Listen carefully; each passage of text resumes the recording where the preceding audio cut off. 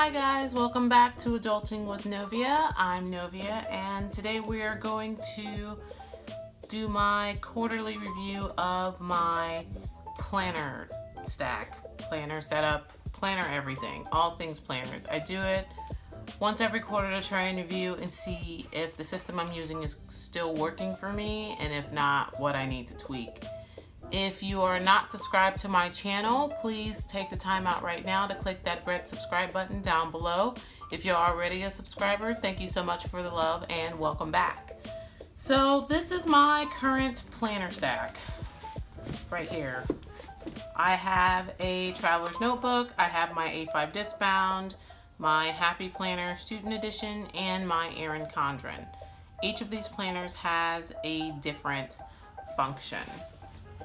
Now, earlier this year, I was pretty much just in a Happy Planner Teacher Edition for homeschooling, and this in a traveler's notebook, a standard size Webster Pages traveler's notebook. This is what I used all the way through until, I say July-ish, because July I was going through an existential planner crisis, and it wasn't working for me. And then I ended up with all of these. So, let's start off with this one, because you guys haven't seen this one, but you've guys seen all the other three. So, this is actually my wallet/budget planner. It is a Webster Pages standard size traveler's notebook. I think I had 6 in here. I think now I have 5 inserts in here. And I also have these inserts that have the card slots, if the cards want to stay in, a little pocket in the back, and a zip pocket. I have 3 of these in here. It came in a pack of 3.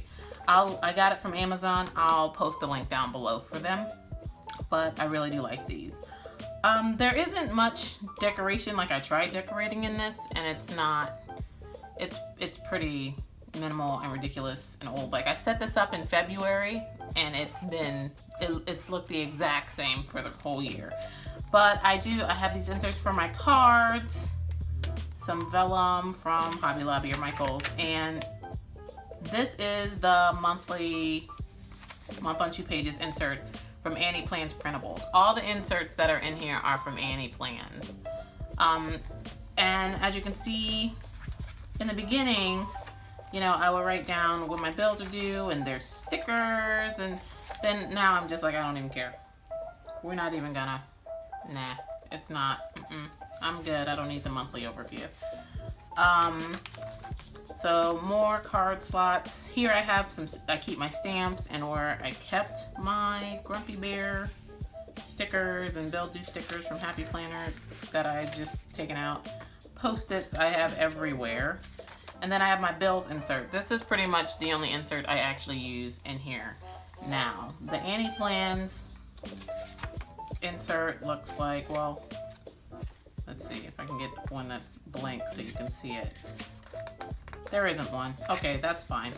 So on this side, you write your bill, you write the amount, and it's a checkoff list. And on this side, I actually use for budgeting to figure out what goes out during whatever check. And that's pretty much how I budget. That's really it. Like, on this side I got my bills, and on this side I write out how much I have and what bill comes out on which check. That's the extent of my budgeting. I know exactly where every single dollar amount goes. I don't need envelopes or cash envelopes or any of that stuff, because that's how detailed my budgeting is. This is another zip pocket. This actually has receipts from when we went on vacation, and I have not processed through those yet. More card slots. And here is my passwords insert, because Lord knows they make you change your password every 30 seconds. And this is what it looks like. You have your website, username, password.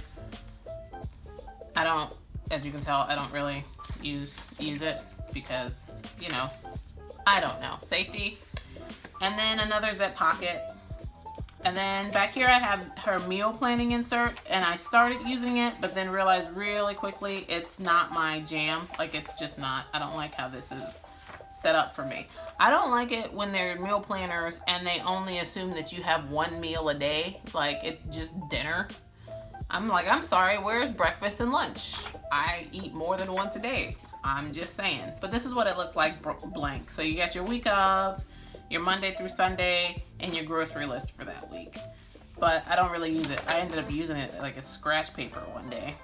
And this is I printed on 32-pound paper, but my laser printer did not like the 32-pound paper, so it just rubs off all over the place. And then I had a regular lined insert in here. I have no idea where I put it. I took it out to take notes on something, and I lost it. I don't know where it went. And then this is the address book. I haven't really used this either. But, you know, you got room for name, address, phone number, email. And then you get to the end, and there's more receipts I haven't processed through yet because I do that on Wednesdays. And some stickers here. No spin stickers. I think these are Happy Planner stickers. I think these are from the Trendsetter sticker book that I took out. Some savings, $sign stickers, payday stickers, just all the stickers. And of course my pin loop. Now, some of the pros, as I'm coming upon the end of the year with reviewing my planners, the pros I find of having this as my wallet is that everything that's financial is in one spot, which I absolutely positively love. Everything, it's easy to carry. The materials like the traveler's notebook and the inserts and things, they're very easy to acquire, and they're in craft stores, so I can just go to Hobby Lobby with my 40% off coupon and just get another one. But some of the cons, and the cons are my fault. It's not the product's fault, it's my fault. I don't need all these inserts. I don't even use them. Literally all I pretty much need would be these inserts here with the cards and the zip pocket, and this bill's inserts. That's it. I don't need it. I don't need expense trackers or things like that. Like, I know exactly where my money goes.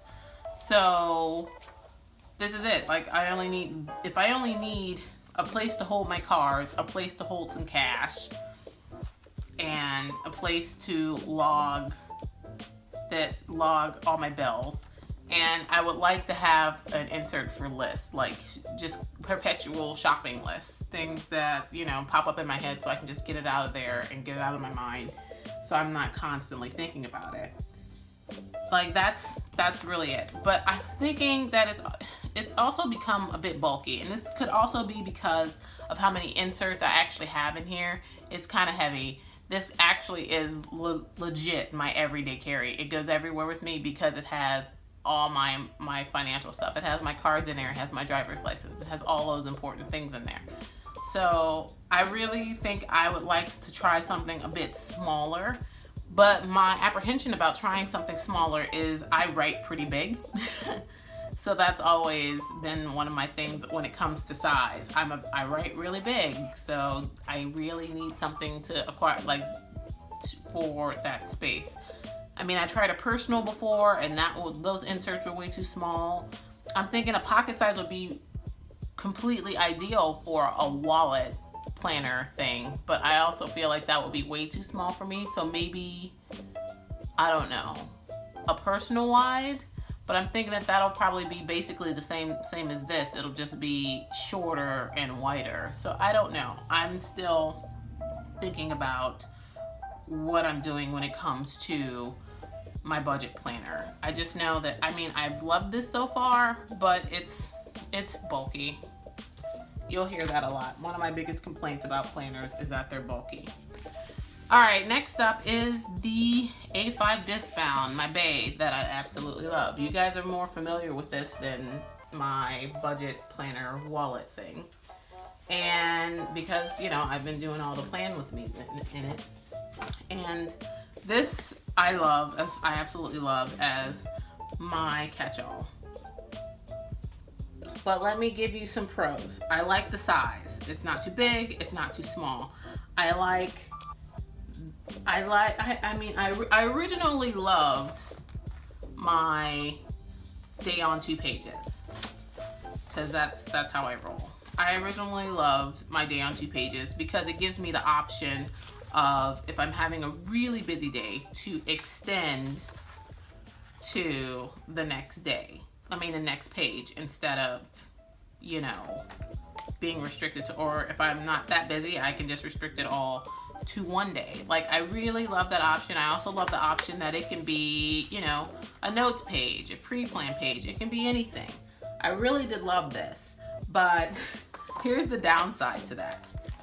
Okay, I want you guys to look. Okay, let me take out this notepad in the back so you can really see. Do you see that? She is fat. She is like completely and utterly thick. Like, all this is just 3 months. From August until now, October, this is how thick, this is how many pages. That is a lot. That is a lot. So I'm thinking, moving into 2019, maybe a day on 2 pages is a bit too much. Maybe I can get away with a day on 1 page. I do love, I mean, this is an insert problem, not like an overall planner problem, but this is an insert problem. I do love that I have the option on these to see like an hourly. If I need it hourly, the option is there. Like, it's very, very faint, but you can kind of see it. See? Super faint. But if I need an hourly that day, it can be an hourly. If I don't need it, then I can just put it however I want. I love that I can change the binder, the way that it looks, with just, you know, taking some A5 binders and removing the rings, which I did here. And to cover up the holes, I actually used some thumbtacks and I removed the pointy part and glued it down here, and it covers up the holes perfectly. I do love that. Like, I like it. I like being able to change the binder because it prevents planner boredom. So some cons of this, I've shown you that with the day on 2 pages, it can get really thick, like super thick, like super thick. I don't like the fact that but I'm kind of restricted to 1.25 inch rings. Like, I can't go any bigger. So then this is it. This is all I can get on it. And to be fair, that's quite a bit of paper. So I don't know why. I guess it's kind of a, not a catch-22, but you know, it's small enough, it's big enough to allow all this paper, but it's too small for me to be able to add any more. Honestly, I think that's a pro, because that prevents me from having unnecessary crap in my planner. When it comes to my inserts, I don't know why I keep flipping this open and close. I need to stop. When it comes to my inserts, this habit tracker, useless. So I have to rethink about what I'm actually putting in this space. This budget section, useless. I don't really use it. Like, I really need to think about how I'm going to repurpose this space so that it's functional and not a waste of ink and space. Some changes I actually want to implement for my A5, I've already mentioned. I'm going to try day on 1 page. I need to revamp this monthly. I need to make notes. I need to have a whole notes section that's separate, because while I did originally like the fact that I can put notes and things on this side, it's kind of a pain in the ass to actually find it. Like, let's say I'm all the way back here, right? This is where I'm at. This is where I'm at. I'm in what, week 44? I'm all the way back here in this area, and I need something all the way up here, so I gotta like flip all the way back and try and figure out which week I actually had that menu plan that I didn't like. You know, it's a pain. So I need a whole different note section, so that way I won't be flipping through weeks trying to find one particular something or the other, some note, some anything. Like, I don't want to have to keep doing all that. I would like an inbox notebook in the back, and I don't know if I would like a sticker folder or not, because I like my planner to be decorative, but I don't like it to be overly decorative. So I don't know if I really need a folder in here. I don't think I do, but yeah, that's pretty much my review for this so far. Like, I'm gonna keep using this planner style as my catch-all, but I'm also going to be revamping my inserts and how I'm using them, because I want my planner to be more than just something pretty. I want it to be a tool to help me accomplish my goals. There's nothing wrong with decorative planning. I love decorative planning, but I think where I'm at in my life right now, I want to accomplish my goals. And the pretty is nice. Don't get me wrong. There will always be pretty in my planner, but there's no point in my planner being pretty if I'm not using it as the tool that it is to accomplish the things that I need to accomplish in my life. So that's pretty much where I'm at with the A5. We are now chilling in the Happy Planner Student Edition, which I use as my social media content planner. That's pretty much what I use it for. This you guys are also familiar with because I use it for playing with me's. I have so many random notes in here. And for what it is, it does its job. I've finally become more comfortable inside of this planner. Like, as you can tell from August until this month, like there's a difference. Like, I'm figuring out, I'm seriously starting to get my footing in this planner and figuring out how to use it as a planner for content creation. And it's working. So some of the pros are, it has enough space for what I need. That's really it. Like, it has enough space for me to write down everything that I plan to do. I'm able to block off the 7 little separate boxes into what's my priority that week. So whatever's my priority that week gets more boxes than anything else. I love the fact that it's discbound. Discbound has always been my number one because I'm a lefty and I like to just take the pages out and keep it cracking and not worry about wearing down binder rings. And, you know, eventually have some binder rings end up like this. You know, I don't have time for it. With the discbound system, all I gotta do is pull it out, pop it back in, I'm done.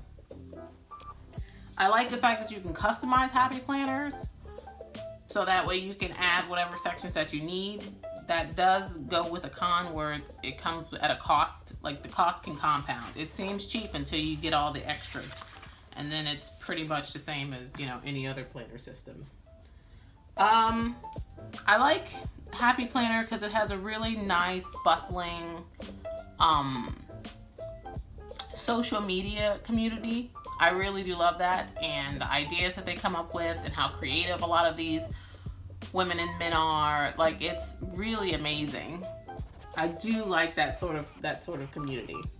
And I also love the fact that Happy Planner is readily available. Like, you can just go to Michael's and get it, go to Hobby Lobby and get it, go to Joann's and get it. I have all 3 of those stores in my area, and it's very convenient for me to, you know, shop sales and coupons to get whatever I need for my social media content editorial planner. Now, some of the cons: it's bulky. This is not for an everyday carry. I cannot imagine carrying this every single day. I mean, originally, and it's on its own, without me adding, you know, the goal sections, the project section sheets, some note pages, this folder, I imagine it's not very heavy. But because I need all these sections in my planner, and I guess at the end of the day, I don't need all the monthlies for next year. But this actually only has the monthlies from August to December. Actually, is it August to December? Yeah, I only have the monthlies from August to December, and I mean, not the monthlies, like the monthlies and the weeklies from August to December, and the monthlies until next December. Now, I don't need all of these monthlies. I can just rip those out, but I like having the monthlies in there so I can get a good overview. Like maybe I'll plan something for next May. You know, next May I may plan for something and I'll just, you know, put a sticky note in there. But yeah, this is not for everyday carry. It's pretty bulky and heavy for me. But for what it does, for its purpose, it does its job. Now, my Erin Condren. I'm pretty sure I use this planner specifically for homeschooling. Originally, I had a Happy Planner teacher planner. It was way too big. It was way too big. It was cumbersome. It did what it did. It did its job for what it had to do, but it's not my jam. So this year I decided to downsize in size and get an Erin Condren for my homeschool lesson plans. Now, some pros. The biggest pro I think of this planner is the paper. That's really it, the paper. The size is good.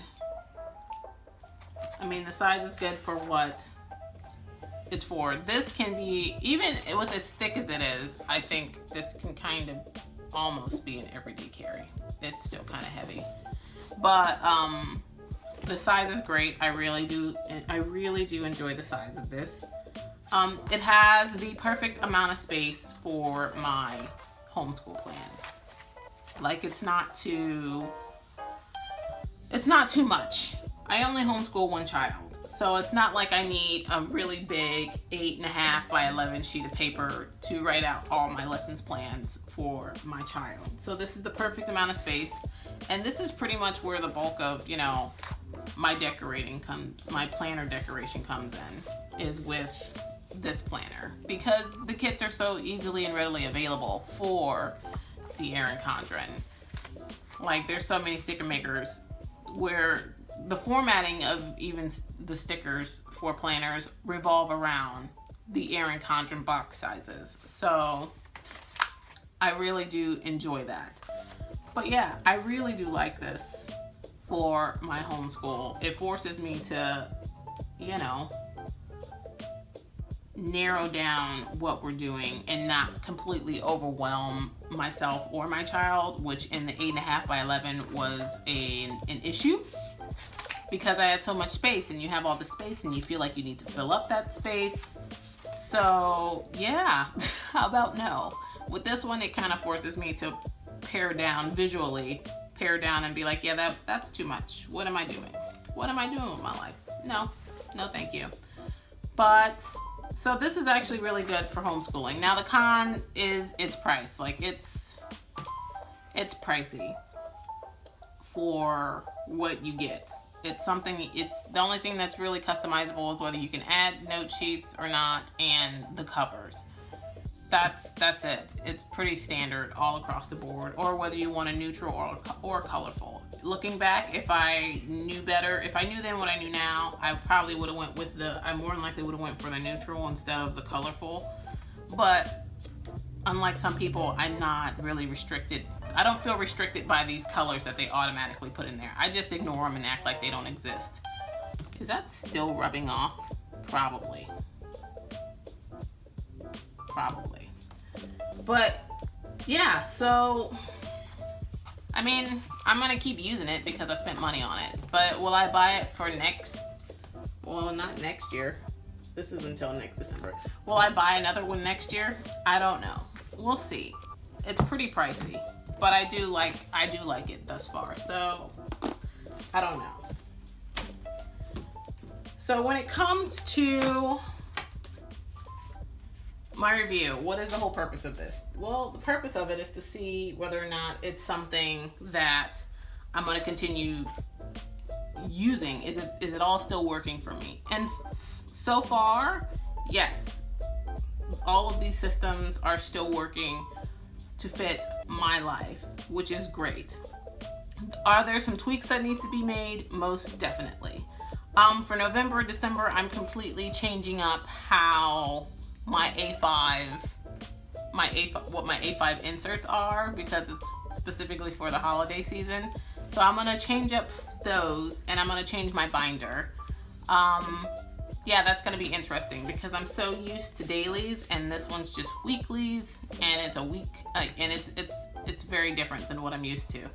So we'll see how that works. I may not last a full week in that one and just go back to my dailies because I love my dailies. This is working for social media right now. There's really nothing much I would actually change about this system at all. This one is requiring me like to rethink my whole life. There's so many things I need to change about this system, but I can't decide on a size. That's my issue. I know I want to change the size, I just don't know to exactly what yet. So this one is causing me to rethink my life. And as I just said, the Erin Condren is working for us working for me when it comes to doing my lesson plans for my homeschool, so I'm not changing that anytime soon. All right, so that's pretty much it. I don't know, this one is really causing me to, you know, rethink a whole bunch of things. I can't. Fair budget planner. Oh, you know what's another pro of this? If you accidentally leave it somewhere, nobody actually thinks it's a wallet. They just think it's a random notebook. Like, story time. I accidentally left this in a Walmart parking lot inside of the cart, and I got almost all the way home, and I had to turn around and drive all the way back, and it was still in the cart, perfectly fine, and a car was actually parked next to the parking space. It was parked in my parking space right next to the shopping cart. So yeah, nobody, like, I'd say it's pretty much damn near, you know, theft proof at that point, because they just think it's a book. It doesn't look like a wallet. It just looks like, you know, a book. But anyway, that was random. Thank you guys so much for joining me. If you enjoyed this video, please give it a thumbs up. Also, if you would like to see more videos that I post, please click the subscribe button down below, and I hope you guys have a great day. But until next time, bye!